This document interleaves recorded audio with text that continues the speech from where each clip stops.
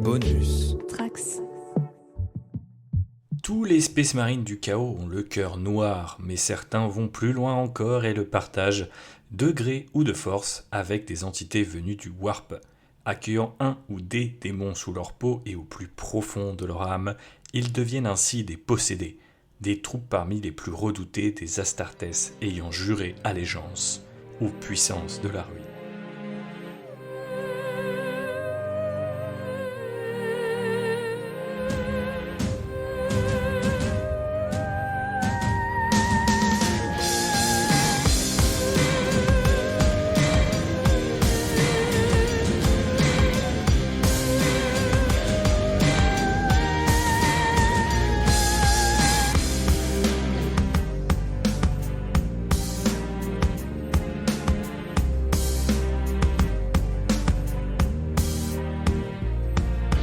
Bonjour à toutes et à tous et bienvenue dans la Reforge, un format court pour Land Rider. Dans celui-ci, on va s'intéresser à un kit venu de Warhammer 40 000, Age of Sigmar ou l'un de leurs dérivés, et puis le passer en revue sous toutes ses coutures. On parlera donc du fluff derrière ce kit, de son évolution au sein de la gamme Citadel Miniatures et de ce qu'on trouve sur la grappe, ou encore de ce qu'on peut en faire en sortant un petit peu des sentiers battus. Et pour ce 4e épisode, nous allons parler des Space Marines du chaos, mais pas de n'importe lesquels, puisque aujourd'hui, on va passer en revue le dernier kit consacré aux possédés ou possessed en anglais. Mais tout d'abord, un peu de fluff. Alors, qui sont-ils finalement ces fameux possédés ? Pour ça, on peut revenir assez loin, on peut revenir à l'hérésie d'Horus et à la légion des Wordbearers qui, durant,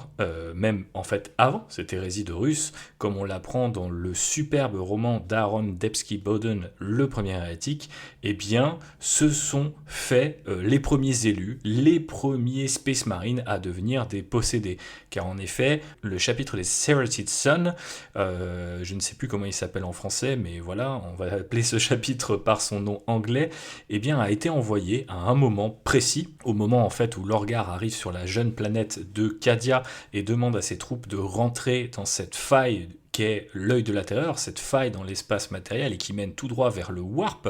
Warp qui, à l'époque, est une dimension encore plus mystérieuse et inconnue pour l'humanité, pour l'Imperium. Et donc, des Space Marines du chaos vont s'y aventurer et vont devenir les premiers possédés. On les appelle le Gal Vorbak. Et eh bien, ces types-là vont rapporter à Lorgar, le primarque des Wordbearers, la vérité sur ce Warp, la vérité sur les dieux du chaos et sur l'existence de Dieu, car à l'époque, souvenez-vous, 10 000 ans avant notre setting, notre contexte habituel de Warhammer 40 000, eh bien, on ne savait pas, ou du moins l'empereur interdisait la religion et les différentes croyances. L'idée qu'un dieu puisse exister était seulement, entre guillemets, problématique. Et donc, effectivement, les premiers possédés, de manière assez poétique, sont les premiers Space Marines, peut-être même finalement parmi les premiers humains à apprendre la vérité sur les dieux noirs, les dieux du chaos et tutti quanti.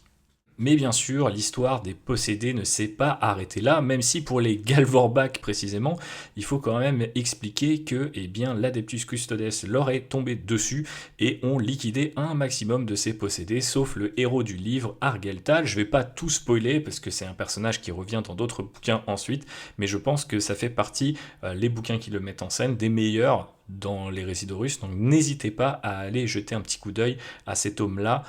donc le premier hérétique, puis je crois Félon, dans la collection de Black Library, puisqu'ils valent vraiment, vraiment le détour. Mais comme je vous le disais, l'histoire des possédés ne s'arrête pas au Galvorbak, elle a continué pendant 10 000 ans à mesure que eh bien, les Space Marines du chaos, post cette fameuse hérésie d'Horus, se sont justement réfugiés dans l'œil de la terreur et y ont développé eh bien, des accointances,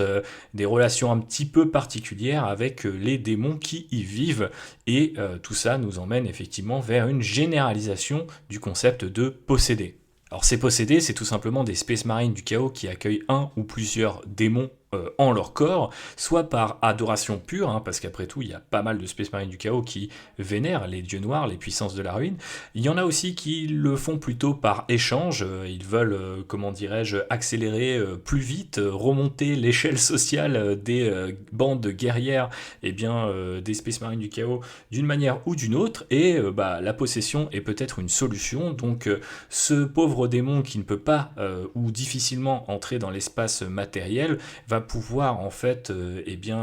sceller une sorte de pacte avec son hôte, et du coup ensemble ils marchent dans les deux mondes ou entre les deux mondes, et ça leur permet d'être plus forts. Mais il peut aussi arriver que des Space Marines du Chaos deviennent possédés par malchance ou par mégarde, soit parce qu'ils sont punis par leurs petits camarades, soit parce qu'ils perdent le contrôle de leur âme et sont possédés par un démon, puisque ce n'est pas parce qu'ils font partie du chaos, tous ces gens-là, démons et surhumains, j'allais dire humains, mais surhumains, Astartes, qu'ils s'entendent forcément merveilleusement bien. Donc de temps en temps, il y a des possessions qui sont quand même un petit peu moins glorieuses que celles qu'on aura l'habitude de voir et de traiter aujourd'hui. Malgré tout, le Marine est censé garder le contrôle de ses actions, et au final c'est plutôt au combat ou lors des fusions de sang que le démon va prendre le relais et finalement devenir le capitaine du corps et de l'âme du Space Marine du Chaos. Alors ces guerriers-là, ils sont spécialisés dans le corps à corps, et ils se reposent surtout finalement sur les pouvoirs du fameux démon en guise d'arsenal. Ils n'ont pas forcément d'épées tronçonneuses, de bolters, encore moins d'armes spéciales ou d'armes lourdes.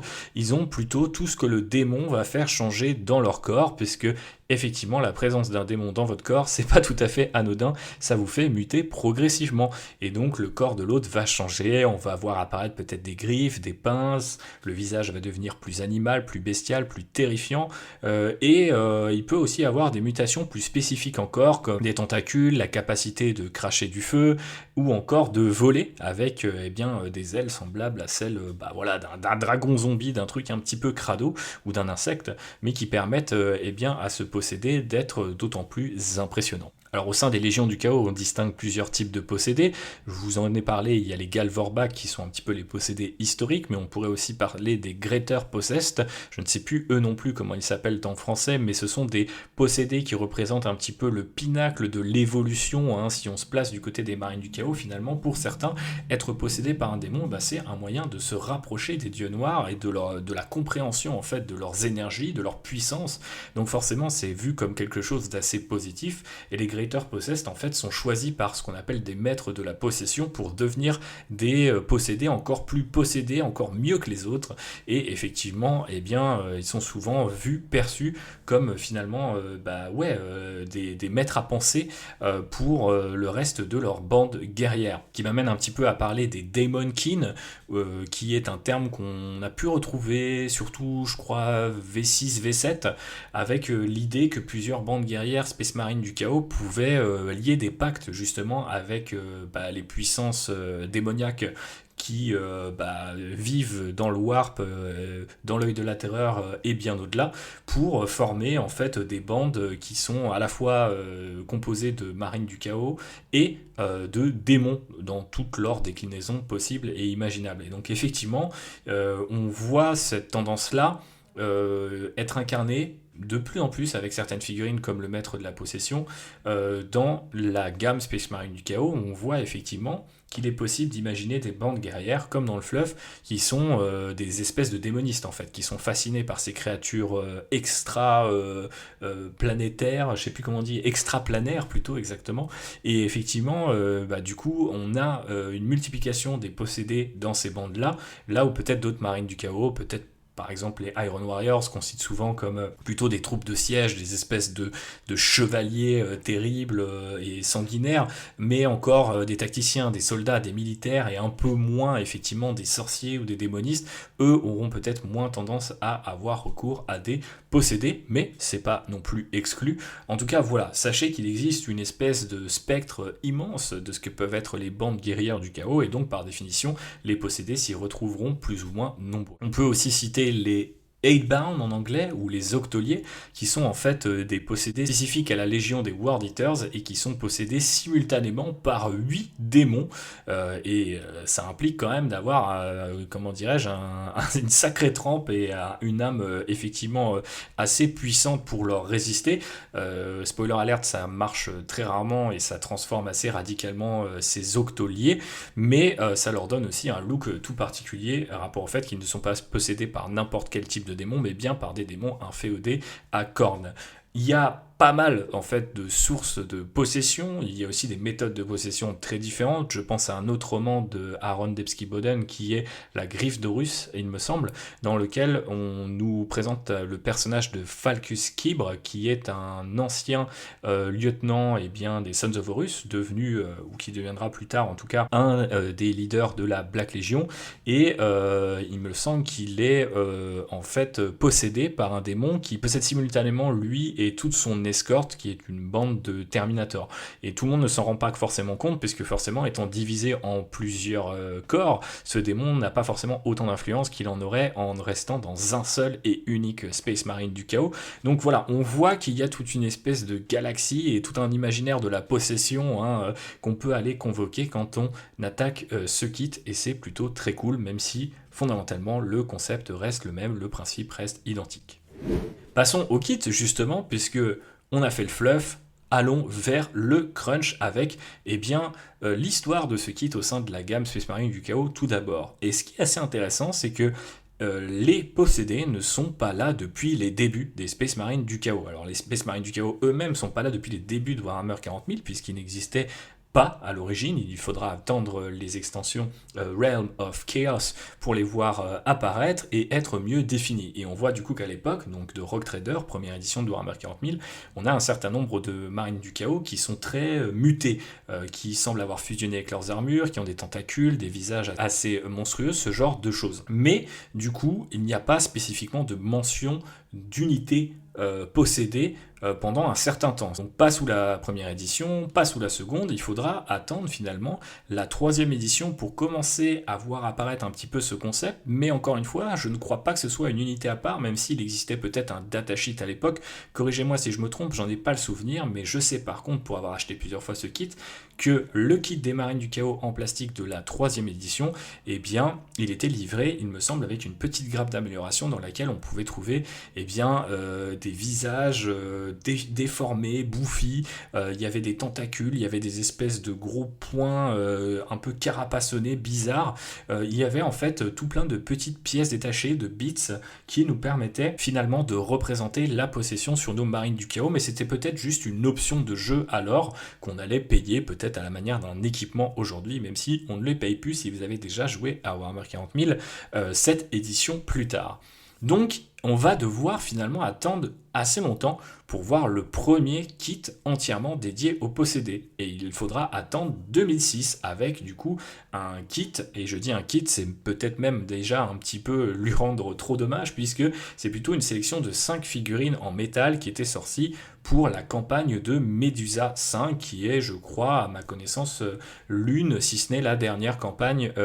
estivale de Warhammer 40 000, puisque à l'époque, dans les années 2000, Games Workshop aimait bien lancer ces espèces de campagnes mondiales estivales où vous envoyez par courrier ou sur un internet naissant vos résultats. Et en fonction un petit peu de ce qui se passait, Games Workshop écrivait la suite du lore, et c'était aussi l'occasion pour eux de sortir un certain nombre de figurines qui peut-être pouvaient manquer dans certaines gammes. Et donc les Marines du Chaos avaient eu un superbe sorcier Terminator en métal, que d'ailleurs mon ami Raphaël m'a offert et qu'il faut que je peigne parce que je le trouve absolument divin. Et par contre à l'inverse, on avait un kit de possédé absolument affreux, qui finalement, comment vous dire, je posterai des photos, je crois, sur les réseaux pour pouvoir illustrer, parce que peut-être que ceux qui ont moins de 20 ans ne connaissent pas ce kit-là, mais il est absolument désastreux, il est vraiment très caricatural, et les possessions, ou en tout cas leurs stigmates sont assez grotesques, et effectivement, je pense que grotesque est le terme, ça donne un petit peu une sorte de vibe, franchement pas celle que je trouve la plus intéressante pour les Marines du Chaos parce que je les trouve un petit peu cartoony et un peu ridicules. Notamment il y a une espèce de figurine qui semble se gratter les cheveux et qui a un peu des espèces de dreadlocks, des cheveux rouges comme ça, très très chelou. Il y a guère que le champion de l'unité qui a trois bras et donc du coup a un gantelet énergétique, une épée tronçonneuse et un pistolet Volter, qui est assez cool et en tout cas me semble plutôt adapté par rapport au concept parce que oui effectivement la possession vous permet peut-être parfois de voir plusieurs membres apparaître sur votre corps, ce qui est quand même plutôt pratique quand on est un marine du chaos et qu'on a plein de choses à porter comme une épée tronçonneuse, des lames, en veux-tu, en voilà. Et donc effectivement ce kit en métal est absolument affreux et il est tellement affreux qu'il sera remplacé dès 2017 avec un kit en plastique qui va durer un certain temps. Et celui-là a pas mal marqué les gens parce qu'il vous permettait d'assembler au moins deux figurines avec un backpack. Donc vous savez, ces espèces de packs dorsales, ces espèces de gros sacs à dos qui alimentent l'armure des Space Marines et qui sont toujours derrière effectivement leur dos, avaient fusionné et avaient pris la forme d'ailes. Et donc ces deux paires d'ailes spécifiquement, on les retrouvait à toutes les sauces, notamment pour faire des lords ailés ou en Kuntaz réacteurs dorsaux. Vous voyez un petit peu l'idée. Donc ce kit-là, il était assez intéressant parce que déjà, il était en plastique. Il était assez dynamique, on voit quand même en repassant dessus qu'il y a des marines du chaos qui vont avoir une pose un petit peu en mode charge, on sent aussi que l'armure est craquelée, il y a des petits trucs vraiment assez sympas sur ce kit là. Après en termes d'exécution c'est pas encore ça, je trouve qu'au niveau des visages et tout il y a des trucs sympas, il y en a qui sont quand même beaucoup moins réussis, mais c'est vrai que c'est des têtes et des petits morceaux de figurines qu'on a l'habitude de retrouver encore aujourd'hui, j'en vois pas mal à droite à gauche, je sais que moi j'en ai moi-même mis dans ma bac Légion, notamment au niveau des visages, parce qu'il y en a 2-3 qui sont quand même assez singuliers. Mais ce qu'on remarque malgré tout, c'est qu'ils n'étaient pas finalement, en dehors de ces ailes par exemple, très différents des marines du chaos normaux. Ils étaient simplement une sorte d'extension, entre guillemets, d'un marine de base. Ils n'étaient pas plus gros, par exemple, comme peuvent l'être un Terminator par rapport à un Space Marine loyaliste, tout ce qu'il y a de plus classique. Donc ils vont rester un certain temps en place, ces possédés, de 2007 jusqu'à 2019, puisque avec la boîte Shadowspear ou Ombre Lance en français vont apparaître les Greater Possessed, ceux dont je vous parlais tout à l'heure, et le maître de la possession. Alors pourquoi j'en parle? Parce que ce qui est assez intéressant, c'est que dans un premier temps, ces Greater Possessed ont été une entrée à part dans le codex Space Marine du Chaos. Et c'était en fait l'occasion de jouer deux figurines beaucoup plus burnées en termes de statistiques et qui se séparaient vraiment esthétiquement aussi des autres marines du chaos. Alors esthétiquement, il faut le dire vite parce qu'on restait dans cette idée d'armure craquelée, de mutation, etc., etc. Mais on était sur un tout autre gabarit, un plus gros socle de 40 mm, et vraiment une stature beaucoup plus dérangeante également parce que voilà, la sculpture en plastique avait fait énormément de progrès. Il y a notamment ce Greater Possessed qui est absolument génial,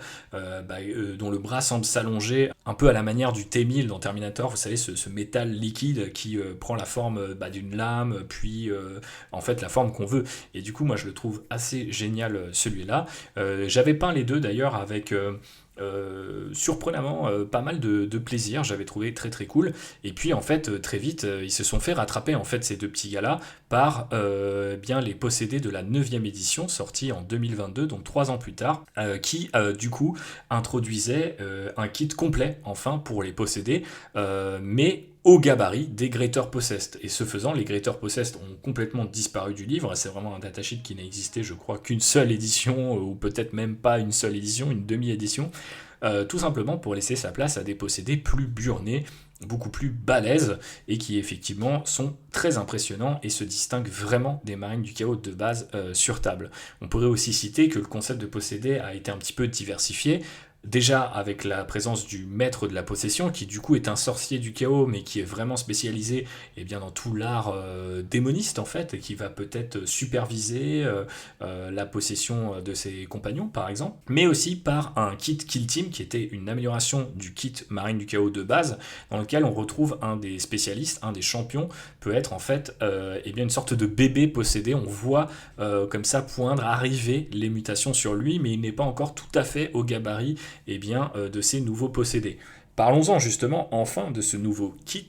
Le gabarit c'est tout de suite ce qui saute aux yeux. Quand on l'assemble, on voit qu'on a affaire à des figurines qui sont proprement balèzes et qui sont balèzes non seulement face à leurs confrères marines du chaos standard, mais aussi face à des figurines devenues très costauds du côté Primaris de la Force, avec par exemple les Eradicators ou même les Blade Guard, qui peuvent quand même tout de suite avoir l'air un petit peu costauds. Et bien les possédés se défendent très bien sur ce terrain-là, ils sont assez dynamiques aussi en termes de pose. Alors, le problème, c'est qu'on est sur un kit qui vraiment est tellement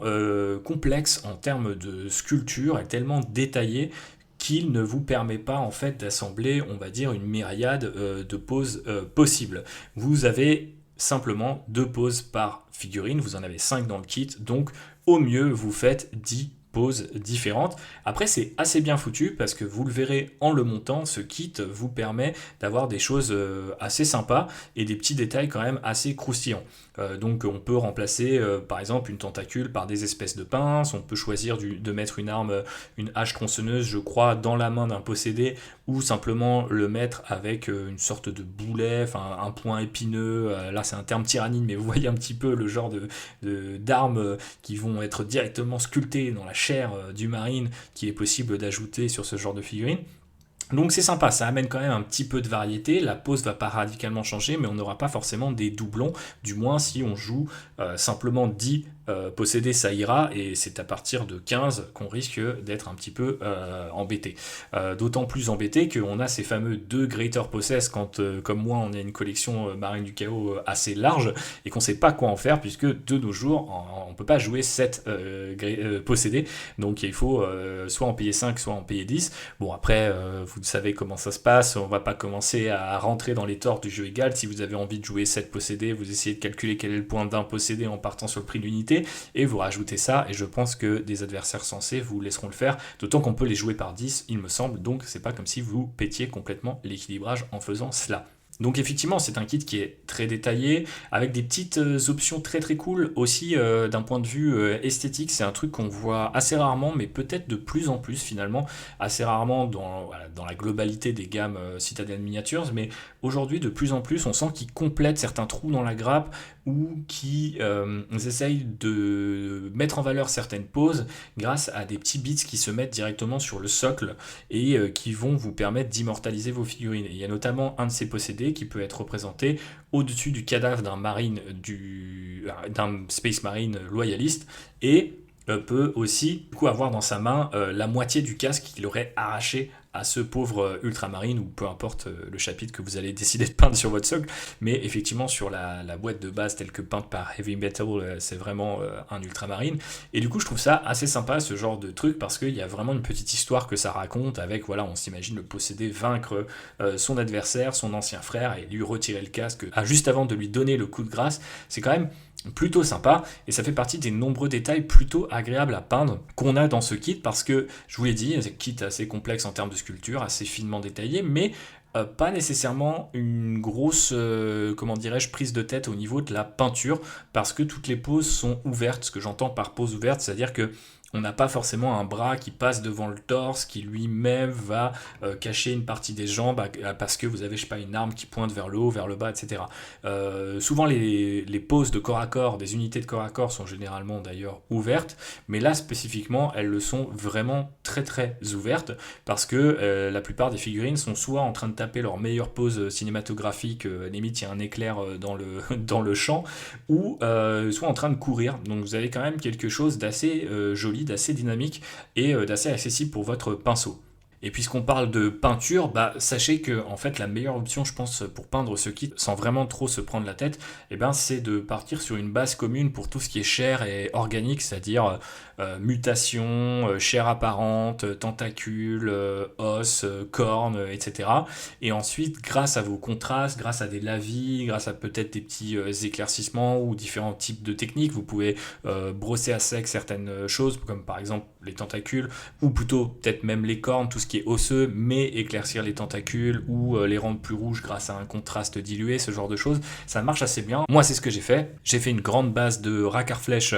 sur tout ce qui était organique, et ensuite, avec des contrastes, avec des lavis et avec différentes techniques, j'ai isolé les éléments pour faire apparaître la figue. Et ce que je vous conseille de faire pour rendre ça le plus intéressant possible, c'est de ne pas hésiter à mélanger des lavis qui ont un peu rien à voir entre eux. Donc moi, j'avais des lavis violets, des lavis verts, des lavis un peu marron, orangé en fonction voilà, des types de mutations pour essayer de créer quelque chose d'un peu plus vivant, et c'est l'occasion de faire des nuances assez sympas d'ailleurs avec les marines du chaos, même si forcément si vous partez sur une teinte claire, ça a l'avantage de pouvoir du coup bien fonctionner avec des couches de contraste successives, mais voilà, c'est vraiment un bon moyen je pense de tester bien sa technique sur tous ces détails organiques que moi personnellement je dis tout le temps ne pas aimer peindre, alors que je vous le disais dans mon épisode sur le burn-out qui est sorti il y a un moment maintenant, et bien que ça m'avait un petit peu décoincé justement de peindre un petit peu autre chose. Donc voilà, n'hésitez pas, ça peut être aussi un kit qui est intéressant quand vous avez peint beaucoup d'armure énergétique, vous avez une collection de marines du chaos assez intense,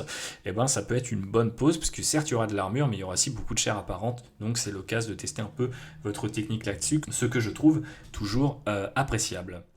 Voilà, on a parlé du kit, on va un petit peu parler des substituts dans notre dernière partie qui est consacrée effectivement au proxy, au Countaz en tout genre. Et je dois vous avouer qu'on va avoir du mal à faire autre chose que des possédés avec eux. Alors effectivement, on pourrait parler des Octoliers, des World Eaters. Je pense que c'est une option que moi je finirais par prendre parce que j'ai ces deux fameux Greater Possessed, anciennement Greater Possessed qui traînent dans ma vitrine. Et il se trouve que les Octoliers des World Eaters sont vendus par 3. Donc jusqu'à présent, si je dis pas de bêtises, 2 plus 3 font 5 et vous font du coup potentiellement une deuxième unité de possédés qui peut être tout à fait intéressante à mettre en scène. Mais si après les 10 possédés que vous permet d'assembler la boîte, plus ces 5 possédés que vous iriez chercher avec les Greater Possessed puis les Octoliers, vous avez encore envie d'avoir des possédés, notamment je pense à tous les joueurs World Bearers qui sont généralement les premiers à se jeter bien sur ces figurines-là parce qu'elles font partie un petit peu de l'ADN de leur légion. Il y a les Galvorback de chez Forge World et il y a aussi les Gardes du Corps, là cette fois c'est encore une fois 2 possédés, de Zardou Layak, le sorcier World Bearer, qui sont chez Forge World aussi, et du coup vous donne un peu de variété aussi et vous permettront d'assembler des unités plus larges, plus peut-être aussi un petit peu plus diverses en fait. Peut-être qu'en mélangeant ces différentes kits là, vous obtenez des unités qui se ressemblent un petit peu moins que si effectivement vous mettiez 2 fois la même pose côte à côte. Donc vous pouvez faire une espèce de petit panachage qui peut être intéressant. Une autre piste aussi que moi j'aurais eu envie d'explorer, parce que j'ai ces 2 gardes du corps de Zardoulayak justement, donc j'étais à 4 et je me disais est-ce que pour mon 5e je ne ferais pas un marine du chaos qui en apparence n'est pas possédé, mais en fait à l'intérieur bouillonne de plein de démons ou serait sur le point d'exploser, ce que je trouvais assez intéressant. Par exemple en leader d'unité on se dit tiens il est entouré de plein de possédés, vous le mettez sur un socle de 40 mm, vous lui donnez une petite allure avec un kit bash, avec peut-être il a un livre dans la main, quelque chose d'un petit peu mystérieux comme ça. Je pense que ça peut marcher et ça peut être un moyen de faire des variantes de votre unité préférée si il s'agit bel et bien des possédés. Voilà un petit peu pour les substituts. J'ai pas forcément pensé à autre chose, ils sont sur les socles des Terminators, donc peut-être que dans certaines légions ou auprès de certaines listes, si vous avez envie de jouer des Terminators qui ne seraient qu'au corps à corps, ce qui paraît assez difficile parce que je crois que ce n'est pas une option actuellement avec les marines du chaos, vous pourriez faire ça, mais voilà, j'ai pas trouvé grand chose d'autre, mais par contre si vous avez des idées avec ce qu'on pourrait faire de ces possédés, n'hésitez pas à le mettre en commentaire partout où vous pouvez. En tout cas, voilà pour ce nouvel épisode de la Reforge. J'espère que ce format vous plaît toujours. Si c'est le cas, n'hésitez pas à noter cette émission sur les plateformes qui vous le permettent, comme Spotify ou Apple Podcasts, à nous rejoindre sur les réseaux sociaux, notamment Blue Sky et Discord, où il y a une chouette communauté qui vous attend. Et puis, vous pouvez également nous soutenir directement sur Tipeee ou via notre essai sur Warhammer 40 000, qui est toujours disponible chez Third Edition. D'ici la prochaine fois, pour les yeux noirs. Voilà.